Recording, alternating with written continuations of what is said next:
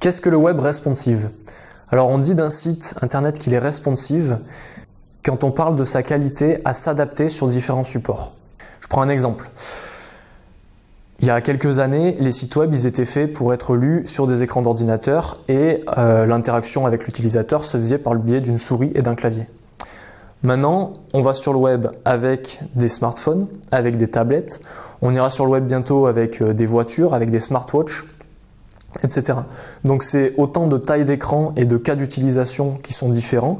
Et du coup, il va falloir penser à ça quand on va faire un site web. Donc quand vous faites un site web par exemple où vous avez des sites qui sont présentés sous forme de 3 colonnes comme ça l'une à côté des autres, et bien vous imaginez bien que sur un smartphone ça va être illisible, ça va être beaucoup trop petit en fait sur la largeur d'un smartphone.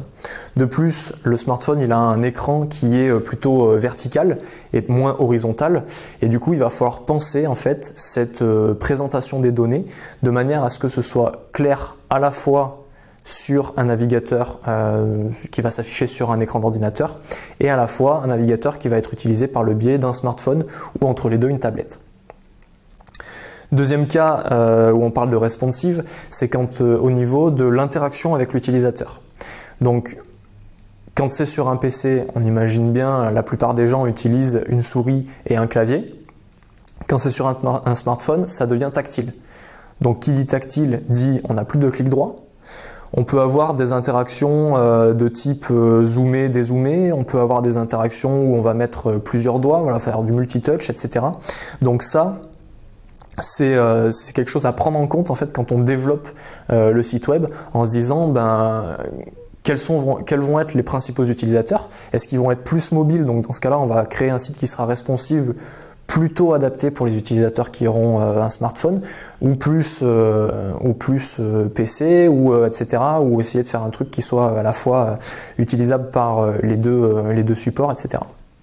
Donc quand on parle de responsive, il y a à la fois le côté technique, comment on fait pour que le visuel du site s'adapte d'une plateforme à l'autre, comment on fait pour que les interactions s'adaptent d'un support à l'autre. Il y a aussi le côté graphisme. Vous imaginez bien qu'un site, par exemple dans celui que je prenais pour exemple tout à l'heure où on avait 3 colonnes, eh ben, il faut aussi penser le design, comment il va s'adapter le design sur un écran plus petit, et puis de formes différentes, etc.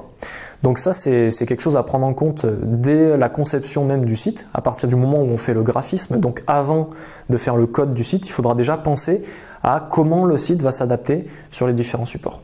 Alors comment on rend un site web responsive maintenant? Le moyen le plus simple et le plus, on va dire, primaire, proche de la machine, c'est d'utiliser les media queries de CSS.